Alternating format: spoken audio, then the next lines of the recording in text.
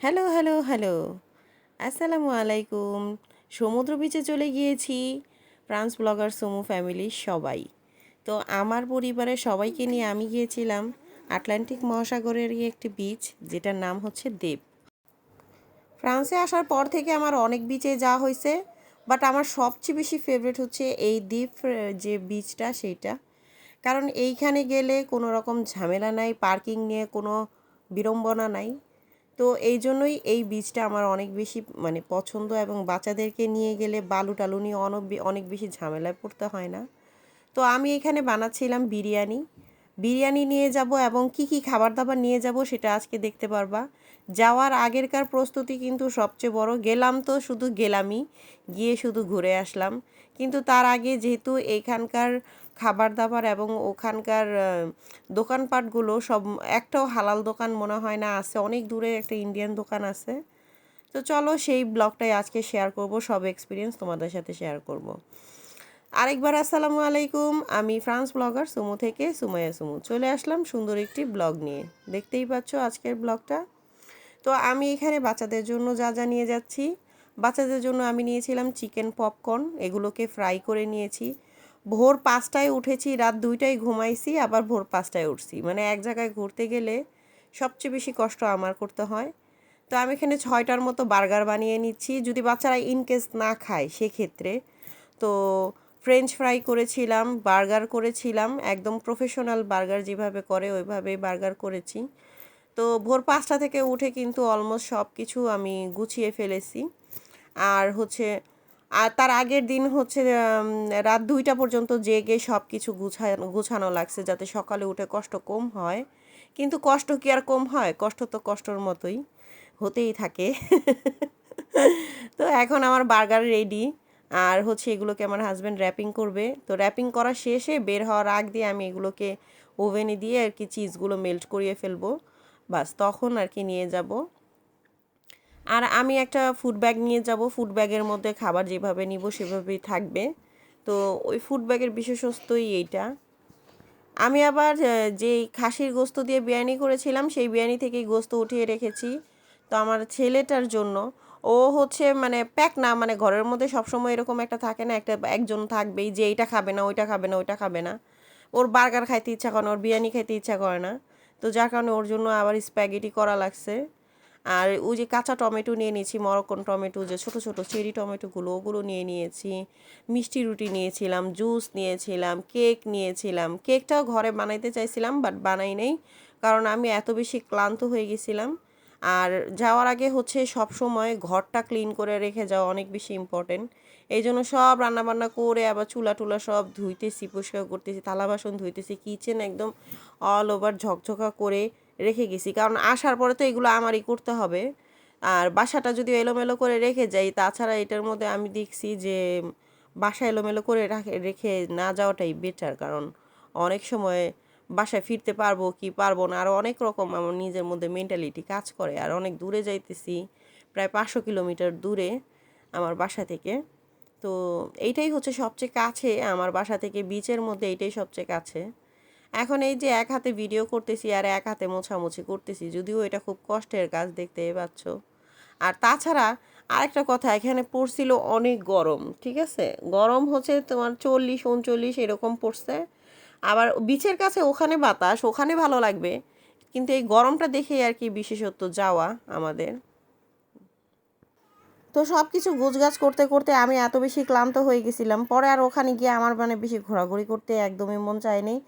আগের দিন রাত্রেবেলা 2টা পর্যন্ত কাজ করে আবার ভোর 5টায় উঠে কাজ করাটা আসলে এটা চারটিখানি কথা না। অনেকে শুনে বলবে যে এটা তো কোনো ব্যাপার না, কিন্তু আমি তো এমনিই সারাদিন কাজ করতে করতে ক্লান্ত, তার মধ্যে আবার আবার এইগুলো এক্সট্রা কাজ, এগুলো করে পরে দেখা গেছে যে আমি ওখানে গিয়ে তেমন একটা আমি এনজয় করতে পারি নাই, আমার ভাল লাগে নাই। তবে বাচ্চারা এনজয় করছে, বাচ্চাদেরকে নিয়ে বাচ্চার বাবা এনজয় করছে, এইটাই হলো সবচেয়ে বড় কথা।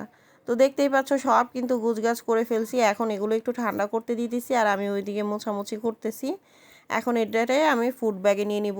তো ভালো একটু বিরিয়ানি বেশি রান্না করেছিলাম, কারণ আমার একটা কি কোথাও গেলে আমার বিরিয়ানি না হইলে না আমার নিজেরই চলে না, মানে মানুষের কথা কি বলবো, বাচ্চাদের কথা কি বলবো। বিরিয়ানি এমন একটা জিনিস, আমার প্রতিটা জিনিসে বিরিয়ানি তৈরি করতেই হবে। আর এই জন্যই তো এখন এই যে সব কিছু গুছগাছ করে নিচ্ছি। আসলে এই যে দেখতেই পাচ্ছ ব্যাগের মধ্যে সব ভরে নিচ্ছি। আবার বাচ্চাদেরকে সবাইকে গোসল করালাম, সব বাচ্চাকে গোসল করানো, রেডি করানো, এগুলো সব কিছু করে তারপর মানে ভালো হয়েছে গোসল করিয়ে নিয়ে গেছি, কারণ ওখানে যে পরিমাণে গরম লাগছে। গাড়ির মধ্যে এসি ছিল, বাট ওই যে ছোটো বেবিটার জন্য এসি চালানো হয়নি, ওর যদি আবার ঠান্ডা লেগে যায় তো ফ্যান ট্যান কিনে নিয়ে গেছিলাম যদিও, তারপরও অত বেশি সুবিধা করতে পারিনি, অনেক গরম লাগছে। তো এখন এই যে প্রথমে বিরিয়ানিটা রেখে দিলাম, এই ফুড ব্যাগে নিয়ে যাব, তো খাবার এগুলোর মধ্যে নষ্ট হয় না, যেই টেম্পারেচারে নিয়ে যাব সেই টেম্পারেচারেই থাকবে। তো এই ফুড ব্যাগের মধ্যেই আর কি সব কিছু নিয়ে যাচ্ছি। বার্গারগুলো উপরেই রেখে দিব, কারণ বার্গারগুলো খাবো হচ্ছে যখন মাঝে যখন বিরতি থাকবে, যেখানে আর কি রেস্ট নেওয়া যাবে। ড্রাইভার তো যখন 2 ঘন্টা চালায়, 2 ঘন্টা চালানোর পথে ফ্রান্সের নিয়ম হচ্ছে 2 ঘন্টা ড্রাইভ করার পরে আধা ঘন্টা রেস্ট নিতে হবে।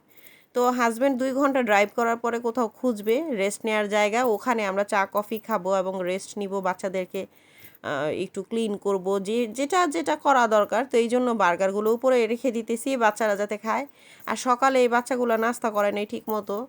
তো আমার বাসা থেকে বেরোতে বেরোতে প্রায় 1 ঘন্টার 11টার মতো সময় লাগছে। 11টা বাজে বের হয়েছিলাম, মানে অনেক কষ্ট করে, তারপরও আমার মনে হয় আরও বেশি দেরি হইতো।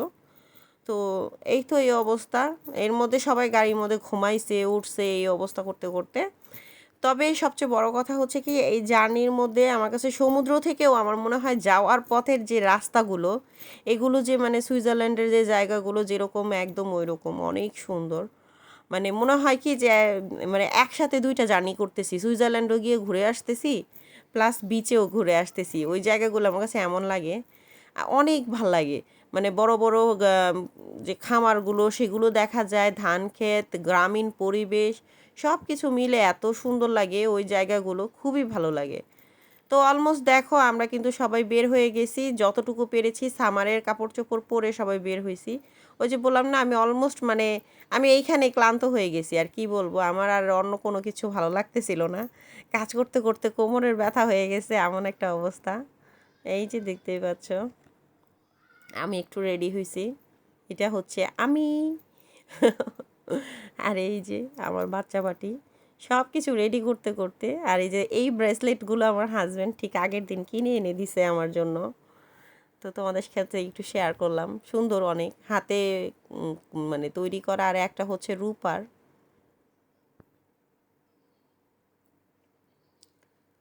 আমার কাছে কিন্তু অনেক বেশি পছন্দ হয়েছে, তোমাদের কাছে কেমন লাগলো অবশ্যই জানাবা। তো এখন বাসা থেকে এই যে বের হয়ে আবার এখানে ঢং করতেছি, সময় নষ্ট হইতেছে।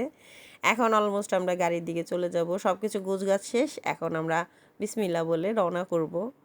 তো দেখতেই পাচ্ছ বাচ্চাদের নিয়ে গেলে কিন্তু সব নিয়ে যাওয়া লাগে, যা কিছু আছে, একটা সংসার আমার গাড়ির মধ্যেই। সব কিছু নিয়ে আমার সিটের সামনে দেখো যত রকমের চিপস, কেক, দুধের ডিব্বা, মানে গরম পানি, তারপর চায়ের ফিটে মানে চায়ের যে থার্মাস যেটাকে বলে সেইটা। তো অলমোস্ট আমরা বাসা থেকে মানে রওনা করছি, রওনা করতে করতে 11:30 বেজে গেছে, আমরা রওনা করতে পারছি। তো এখন হচ্ছে শুধু রাস্তার ভিউটাই তোমরা পাবা ইনশাল্লাহ। তোমাদের যদি আজকের ব্লগটা ভালো লাগে অবশ্যই কমেন্ট করতে ভুলবে না কেমন লাগলো আজকের ব্লগ। আর নেক্সটে তোমরা হচ্ছে বিচের ব্লগগুলো পাবা, কারণ প্রিপারেশনের ব্লগ যদি না দিই তাহলে তো বুঝবাই না যে আমি এত কষ্ট করছি, ঠিক আছে। আর এই যে ব্লগ বানানো কিন্তু আরও একটা কষ্টের কাজ, কারণ তোমাদের সাথে শেয়ার করতে গেলে ওই জিনিসগুলো আলাদাভাবে তৈরি করা এবং দেখানো, এগুলো আরও একটা মানে এক্সট্রা হ্যাসেল। এখন হচ্ছে দেখতে পাবা যে কি সুন্দর সুন্দর পরিবেশ। এই যে অলরেডি আমরা কিন্তু প্যারিস থেকে বের হয়ে যাচ্ছি, এই ব্রিজটা দিয়েই হচ্ছে প্যারিস থেকে বের হওয়ার, মানে আমরা তো প্যারিসের মধ্যেই থাকি, তো এখান থেকে বের হওয়ার ব্রিজ যেটা মানে লিঙ্কড করা সেটা আর কি এটা। তো প্যারিস, আমরা এখন প্যারিস থেকে বের হয়েই অন্য জোনে চলে যাব আর কি, অন্য একটা জোনে যাব, অন্য শহরে না, অন্য একটা জোনে চলে যাব। তারপর ওখান থেকে আর কি যেভাবে যেভাবে ম্যাপে দেখাবে ওইভাবে ওইভাবে করে চলে যাব। আর এই যে এইটা হচ্ছে সেই স্টেডিয়াম, বিশাল বড় স্টেডিয়াম ফ্রান্সের। তো আমার কাছে কিন্তু ঘোরাফেরাটা খুবই ভালো লাগে, আমি ঘুরতেও চাই, আমি অনেক ঘুরতে পছন্দ করি, আগে আমি আরও বেশি ঘুরতাম, এখন আসলে পারি না, আমি নিজেই ক্লান্ত হয়ে যাই, কারণ সব কিছু গুছগাছ করতে হয় আমার নিজেরই। তো এই জন্য আমি অনেক ঘুরতে পছন্দ করি আগে থেকেই।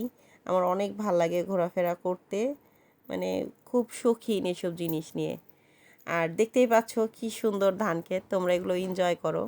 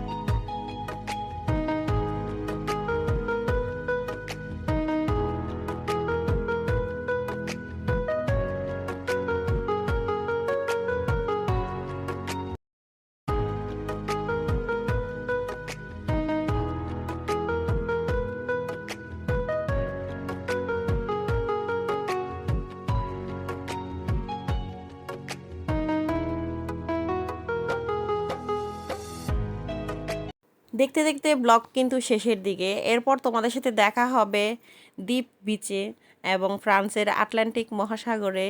তো সবাই ভালো থাকো, সুস্থ থাকো। আজকের মতো এখানেই, টাটা।